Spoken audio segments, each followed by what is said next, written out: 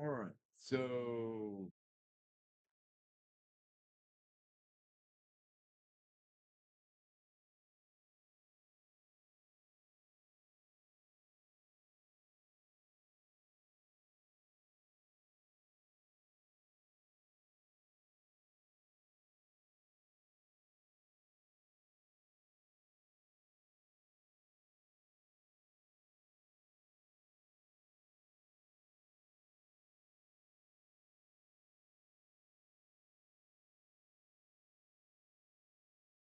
dang, how am I supposed to? How does run their live chat at the same time? Watch a fucking video. Okay, let's.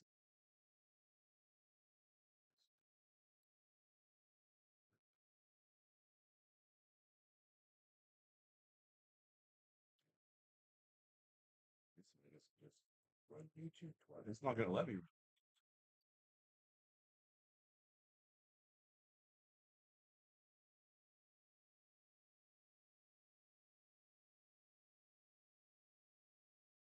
This should take me. There we go. Meow. Hey, someone's here already. Yay. Or is that someone just me? Live watching the live reactor volumes up. Can barely hear you. Son of a biscuit. All right.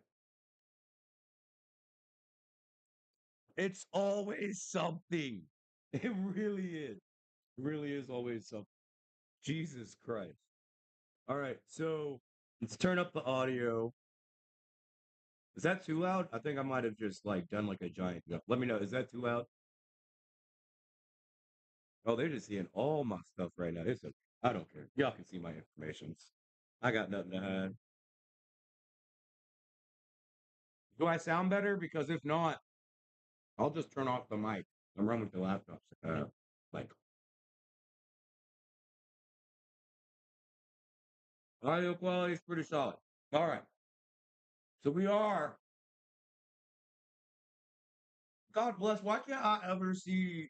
I gotta figure out how to have my live chat pop up because it's hard not seeing y'all talk whenever I do stuff. I always gotta go back and forth. Eat some smashed French toast right now. Mad delicious. Even my kids are inside being quiet. All right. TDreads has finally dropped GodDavid. So that's what we're here to watch today. Um, I am excited. So if you're, I saw what the what is here. I know Diablo's is here. You guys saw the poll. Antenna Theory won, but what the what made a good point that we just had Antenna Theory. So I'm going to react to this and include the changes to Antenna Theory in this one, and then hopefully tomorrow. I'm gonna get it all done and shot and taken care of. I don't know if I'll have it done editing tomorrow. Tomorrow I'm gonna be putting out the interactive novel video. I am gonna still do the Operation Gateway video with Secret of the Mimic because there are quite a bit of findings. I need to go through more of the game by watching other people play because I'm scared of shit. Without further ado, well, this is gonna break. Why does it not work? I'll do that for next.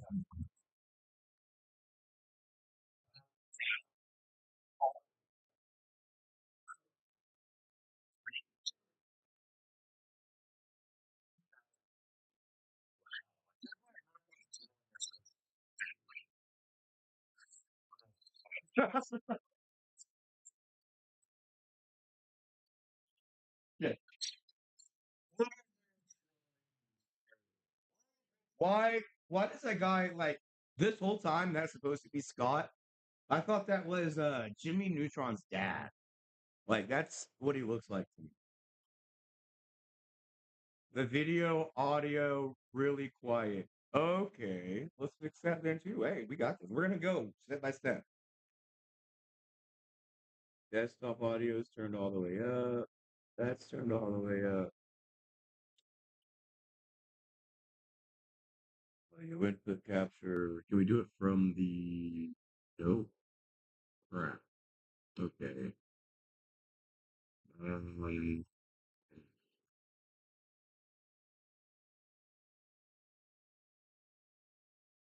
it's just. Let's turn it all the way up. I don't think my personal volume is gonna change that at all. I think that's just how much I hear it.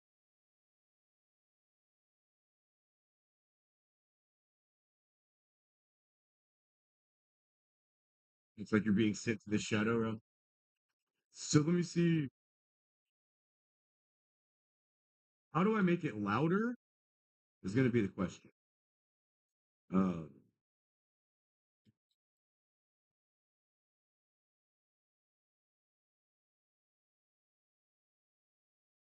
because even OBS doesn't really have like a. Okay, so I don't evoke the select.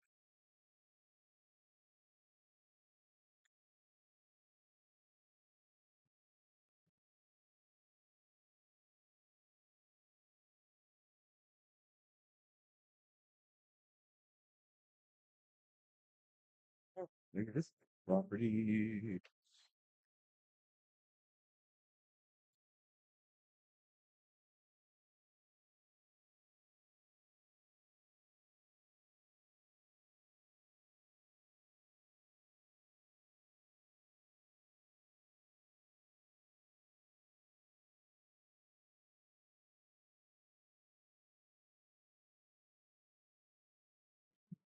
All right, let's go ahead and run it again. See what it comes out to sound like.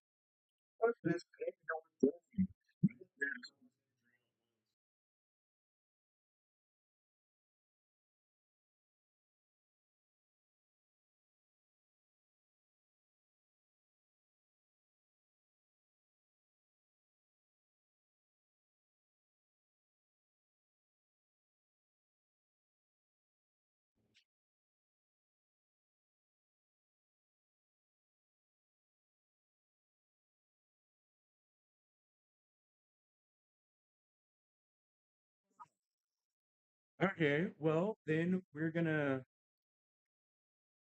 try to circumvent that in a different way.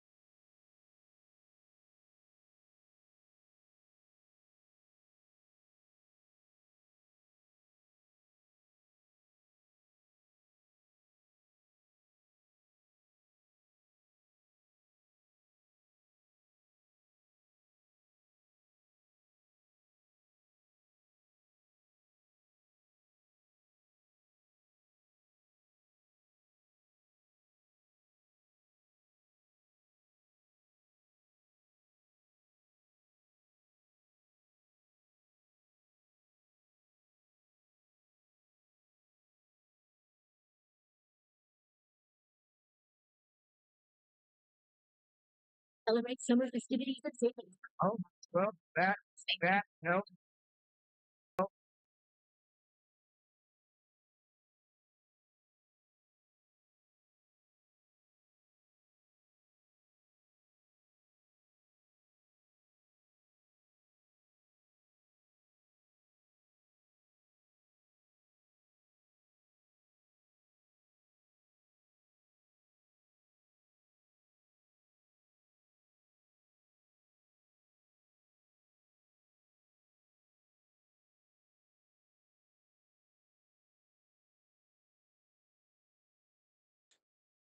Oh, well, that would be because I muted the wrong freaking thing. Okay.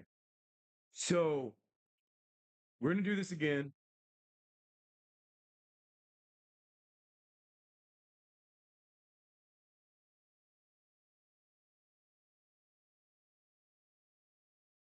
Control audio.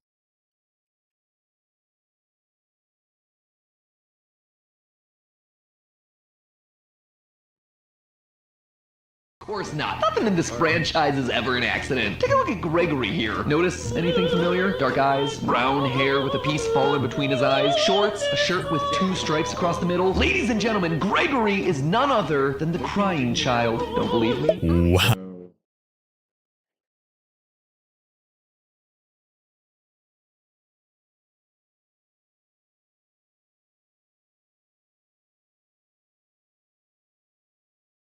So, oh, let's see. It's supposed to have desktop audio on here.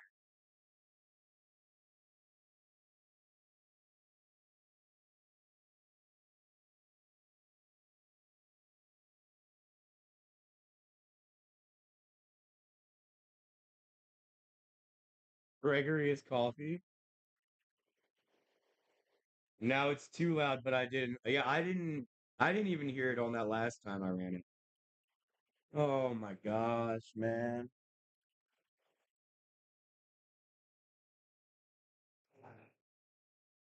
What happens when I go 2 weeks without freaking doing anything? Everything's just been so freaking tiring, man. It's all right. We're gonna get this. Let's see.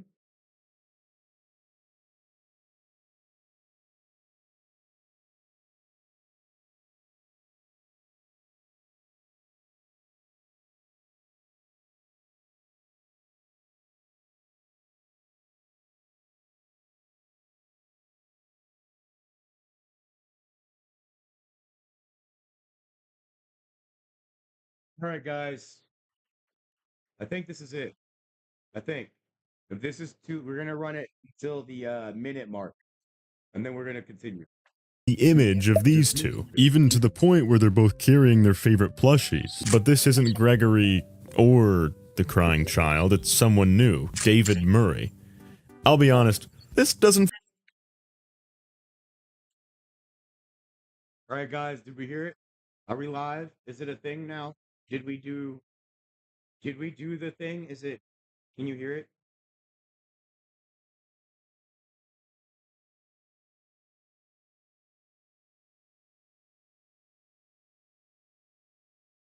Son of a bitch.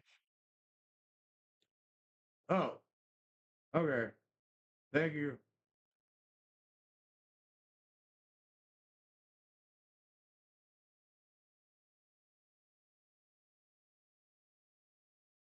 All right, all right, all right.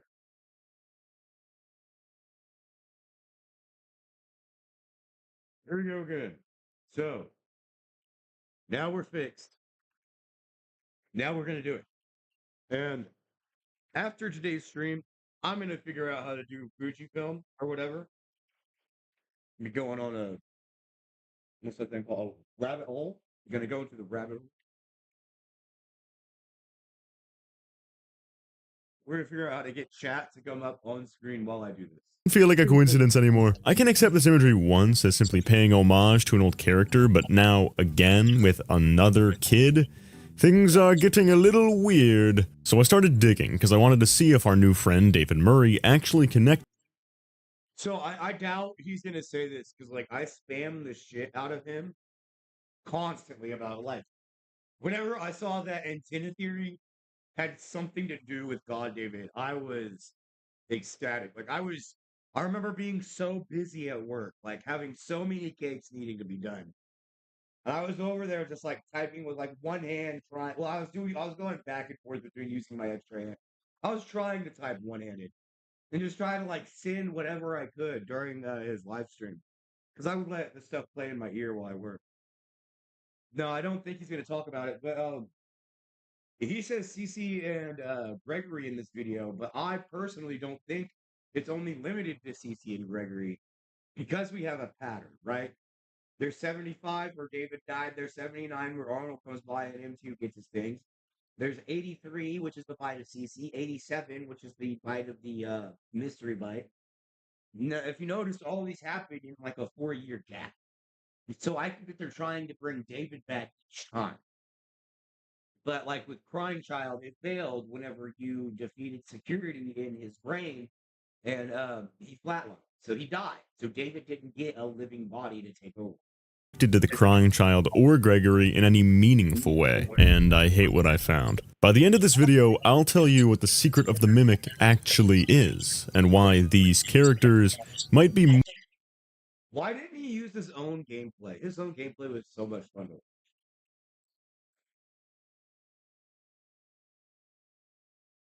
Oh, TDreads! Oh, dude, I'm so honored. Holy crap.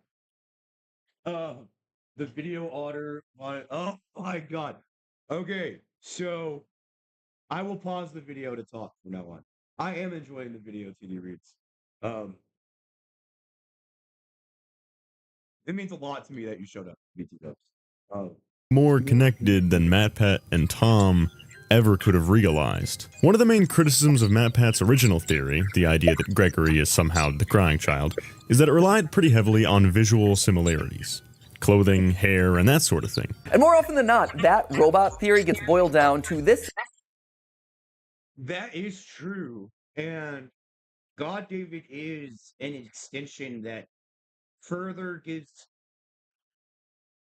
more primary evidence into what MatPat was saying. But at the same time, like, at this time, at like the beginning of Security Breach coming out, everything in FNAF was done to physical representations. Like the eye color being mentioned like 13 times in the Fazbear Price book. The butterfly pendant and the butterfly symbolism. Singular graphic right here, so much so that we actually started to meme on it ourselves. But now, with the introduction of David Murray, we've got to revisit his line of thinking. Yo, speaking of frickin' TDU's live streams, I was in his live stream when I found out about Moon EXE. I was crazy swamped trying to figure out anything. And then out of nowhere, he was talking to the chat. He was talking to the chat or talking to one of the panel. And he was like, yeah, we got the purple phone. And I was just like, Charlie from that meme. Because I was like, antenna theory. And then it got turned out like, well, this whole time I thought Antenna Theory was right. Like the next day he got the secret ending and it was kind of right, but not exactly right. This time, we have a lot more than appearance. We also have shared personality, dynamics, and themes. There's way more substance to this connection. And just to clarify up front, no, I do not think Gregory or the Crying Child are literal robots. I think they're human, but we'll come back to that. The first thing I set out to do was find all the connections between David Murray and Gregory. Back to the first image I think like one of the best things, and like I've seen other creators go on to TDreads streams, and they're like, well, it's obviously just more robot kids. But like, let's look at FNAF 4 and the Crying Child. In his memories, he was taking pills. Like there's the where you whether you play as Mike experiencing the memories of CC or however you personally theorize about it, there's a bottle of pills on the nightstand. Like, why the fuck would a robot have a bottle of pills?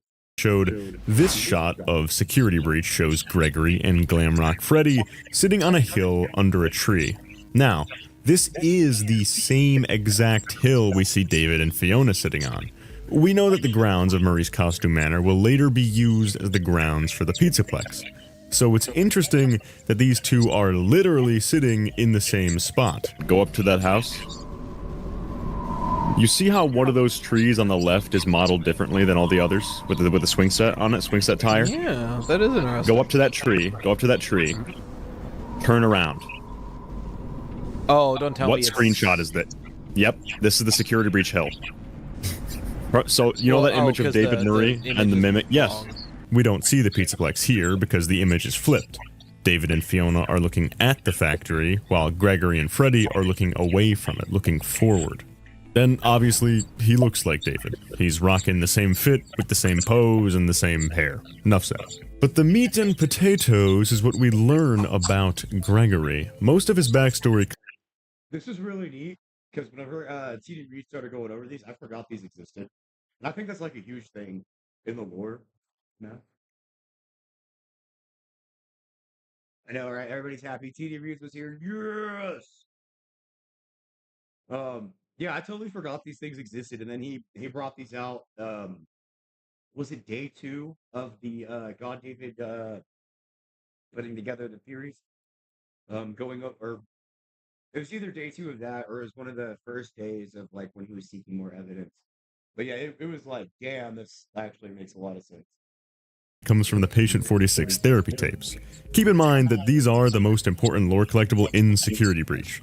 They're one of the last things you usually collect, and each has only a minute or two to deliver its information, so there isn't much time to waste. The connections to David Murray found in these present themselves in some very telling ways. I think you'll catch on to what I think is happening pretty soon. One of the first comments made to Gregory here is, "When the shade's pulled, it feels like we're in a cubbyhole or a cave." Now back then, this comment seemed like a really weird detail to emphasize in tapes that were clearly insanely lore relevant, but that's because we didn't know David's story yet. So, reaction, I'm going to try as much as I can to not completely. So if you want to watch this video all the way through, I would suggest going and watching it by yourself. I'm going to try as much as I can to stop and interject and add into the video. I do not want to be a reaction video channel. I am specifically reacting to this video because of my feelings for GodDavid, and I believe TDreads got it right. I believe he hit I believe he hit the hammer on the head. That's why I wanted to do this. I saw this, that, and I can also fit in the antenna theory redux. So if I'm offending you, if you're watching this and you're like, fucking stop pausing, I am doing this because I want to be transformative in the work and show all the respect to TDreads. So I'm not just taking anything of this. In Secret of the Mimic, David Murray has a little cubby area set up. Potential GodDavid incoming. And the cave is one of the most important areas in Moon.exe, where I think there's more to this cave. Right? Because in Return to the Pit, Oswald goes down and he's matching an area that's like this cave where it has like a lined walkway. It's like a whole cavern. Um, and Eleanor is down there.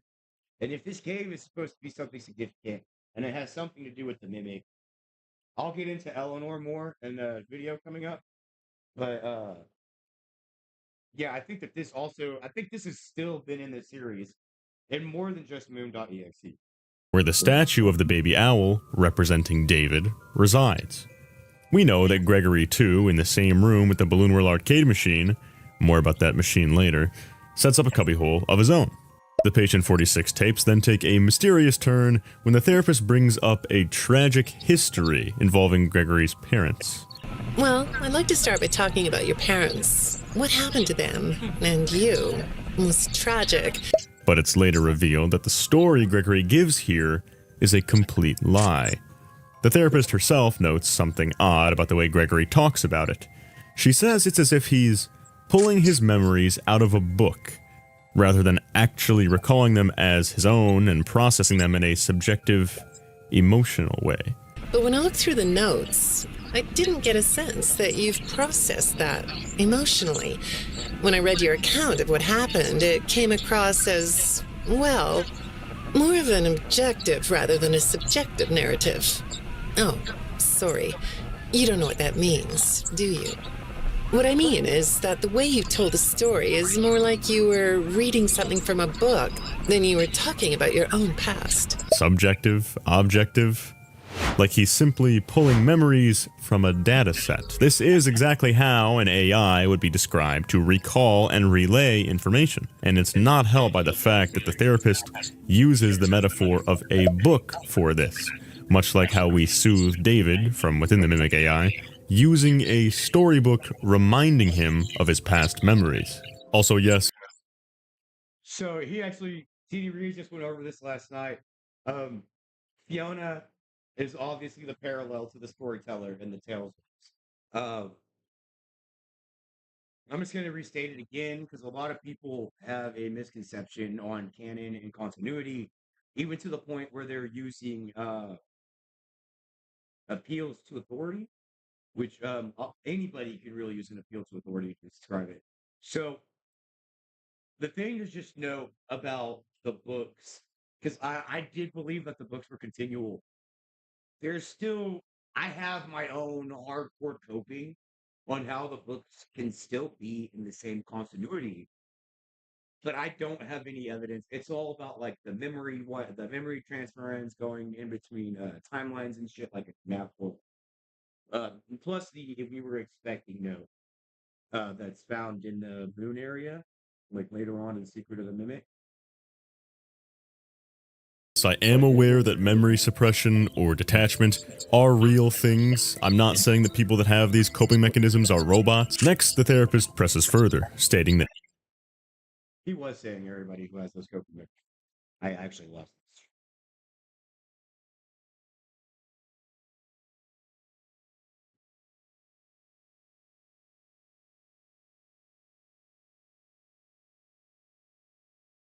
Reaction does not equal response, does not equal analysis.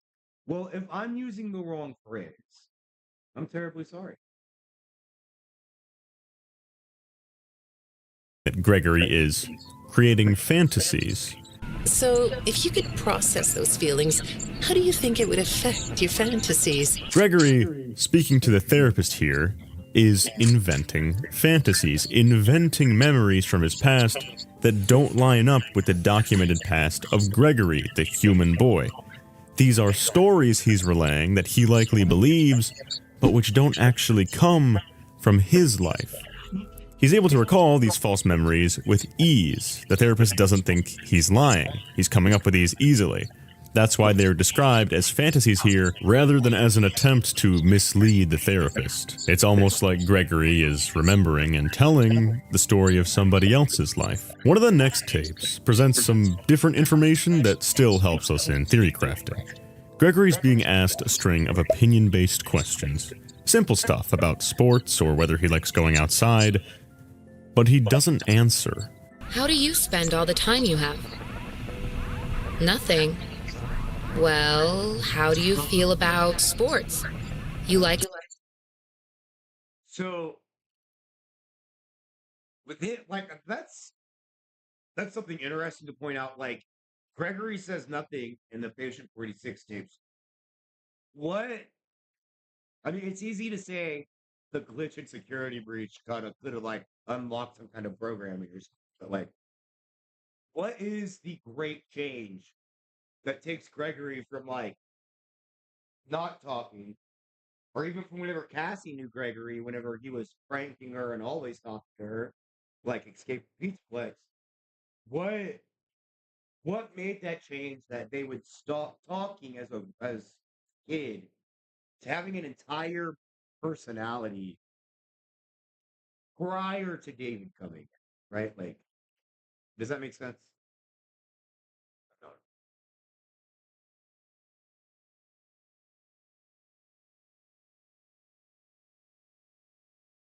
Oh, okay.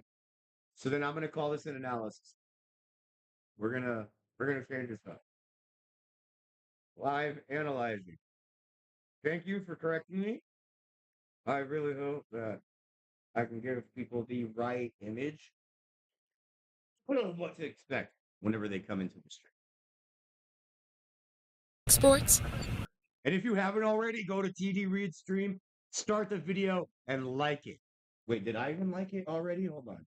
But no, I haven't even liked it already. Look at that. 221. That's way too low. Look at this 1,000. That's a 20%, bro. Like, where y'all at? Well, obviously not YouTube. Yeah? No? Oh, I get it. You like to watch them, but not play them. And I think this isn't because he's being difficult, but because there's nothing there. His lack of communication here, to me at least, reads like an empty husk at times, rather than a liar. At this time, for some reason, Gregory doesn't have developed preferences or opinions on some things. Something is wrong with him, and the therapists can tell. Next up, the therapist describes Gregory as somebody that doesn't have any friends, as a loner, a strange thing for her to think, because we know that he does have a friend in Cassie. So for whatever reason, at this time, he's being antisocial or doesn't know how to make friends. Something that, as we see in the games, but mostly in the story, The Mimic, David couldn't do either. He pretty much never left the factory, never went to school, and never interacted with anybody outside of babysitters and his parents. So again, here the therapist is describing a character trait which doesn't line up with Gregory's past, but which does line up with David Murray's. Weird. The therapist then goes on a massive tangent about how Gregory has developed a program to ask himself questions, get answers, and repeat phrases back to him. So it's a program that answers questions and mimics phrases. I saw in your file that you have developed software programs that talk to you and repeat phrases, right? The program asks you questions and prompts you for responses. It's kind of like your own self-therapy, isn't it? Another way of talking to yourself to work things out, right? It's later described by the therapist that this seems like self-therapy to her. The thing is asking about Gregory from within himself and getting answers from within his own mind. It's really bizarre, and the way the therapist describes it confuses me to this day, but the important revelation is in this clip. When I saw some of your recent encrypted conversation logs, that's what I thought I was looking at. It felt like I was watching someone go back and forth in their own head. But the text... This is hardcore. I'm like, this is one of the reasons why understanding the canon and continuity of the books is so freaking important, right? So the man in room 1280, that series of events never had to happen in the game's timeline. We don't need William Afton to go into a distribution center and blow up and spread injury on everything for us to know that the agony works in the brain, right? Because science compared to stories are two different things, right? The premise of what we're being told in Man in Room 1280 is before Afton explodes.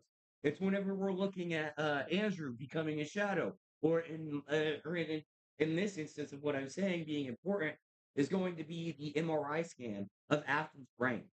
And during, not the art, because there's two different ones. The first one's going to be an REM scan, which shows that Afton is in a constant nightmare, which just again shows that just similar to FNAF World, it's affecting the brain.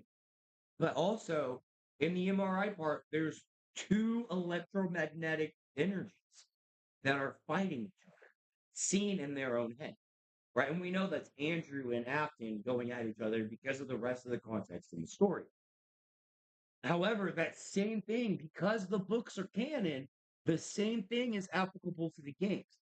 David can just as well fight for control of somebody's brain, and it could very well be seen on an MRI. Found something that's different than that. When I read what they found, at first, I thought I was looking at more examples of you just talking with yourself. Then I realized it... I also pointed this out during the stream.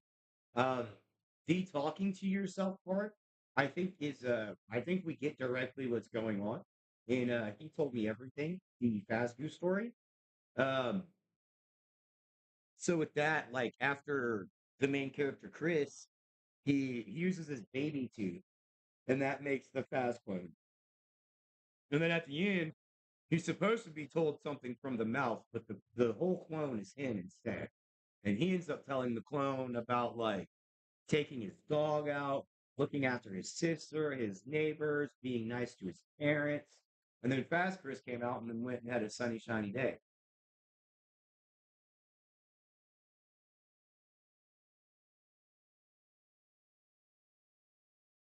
The goat does deserve more.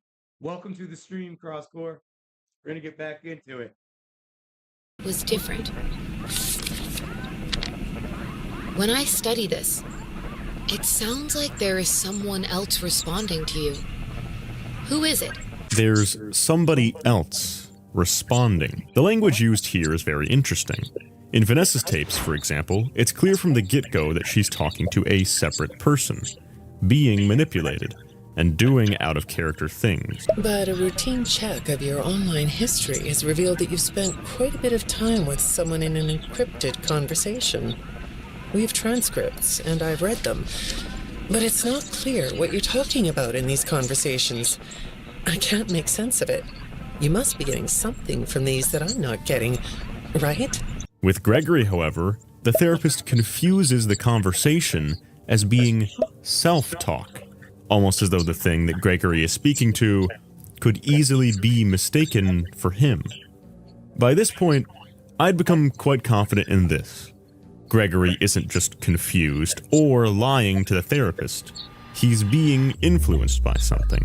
And if the Frights and Tales books were meant to give us any information at all as to where Scott was taking the plot, it's likely that he's sharing his brain with another mind. That's why we have all these false memories and why the therapist confuses this as self-therapy, a self-dialogue from within his own head. So, who exactly is in Gregory's head?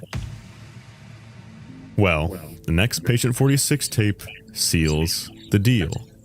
During an ink blot test, Gregory sees a mask, and the therapist launches into a paragraph about how masks are useful for disguises. She asks Gregory directly. You think it's a mask? It reminds you of a mask? Like a disguise? Yeah, I can see that.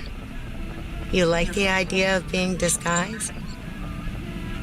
Disguises let you be sort of invisible, don't they? You can get away with almost anything when you're invisible, can't you? Yeah, you like that idea, huh? She notes that masks allow you to hide, to get away with things you otherwise couldn't pull off. And then it clicked. In Moon.exe, you literally use a mask to sneak out the window without getting caught, to get away with running from our father, Moon, when we otherwise couldn't have. And in Secret of the Mimic, David, mixed with the Mimic AI, is constantly hopping into different disguises, wearing different masks. This isn't just symbolic. I believe that the branch of the Mimic AI that is mixed with David Murray, M2, has made its way into Gregory's mind. The tapes round out with another twist. The therapist says that patient 46 has been seen with a glitchy, rabbit-looking figure, which sounds like Vanny at first, but listen to how the therapist describes it. They say you were in communication with someone, or maybe something. I have this still shot the text pulled from the security footage that recorded you in the Pizzaplex. That's you, isn't it? I know this image is distorted, but I think it looks like you. And you're not alone here. You're talking to someone. Or something. It's hard to tell. What are those things?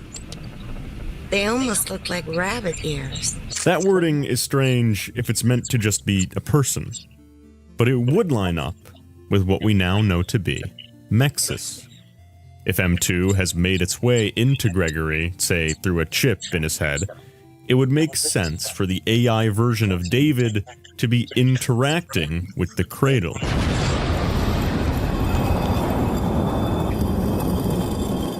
Hey everyone, TDreads forgot to do a recap segment to explain to you what the hell he's talking about when he brings up stuff like the Cradle and Mexus, so being the lazy piece of shit he is, he made me do the recap segment.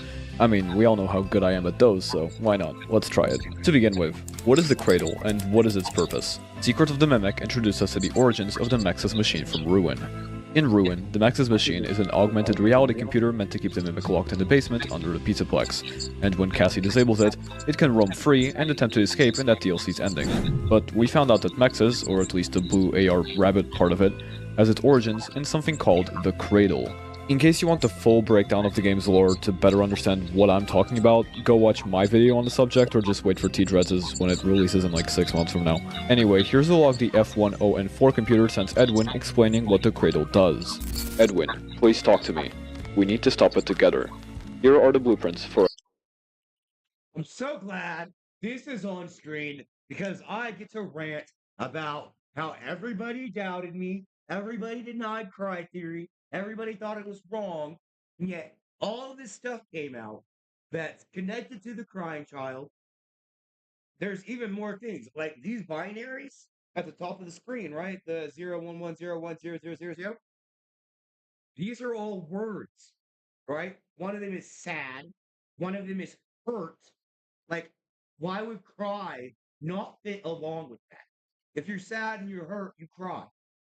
Not to mention the 83, and then we're getting connected that David is supposed to become the crying child, right? Like, cry theory was fucking canon, all right? It was right.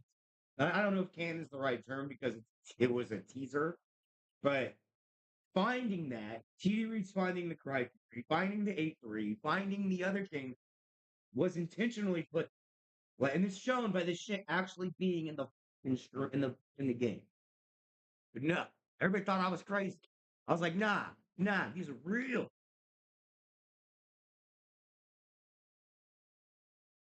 Okay. If multiple consciousnesses can inhabit one brain, then swapping one consciousness with another into the Nintendo could be feasible. I do agree there. What the what? Maybe the true Dr. Rabbit with the tiger's. Okay, so speaking of the rabbit, um, and the Mixus bunny, I think that there's an even larger showing with that. Oh, yeah, let's just go ahead. Let's just go ahead, right? We're gonna pause from this, and then we will go back.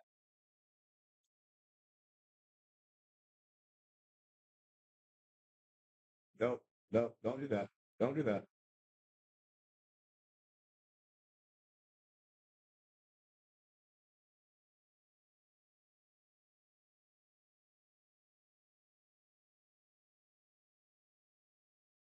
Let me make sure before I start going on a rant that all this is still all right, all right, all right.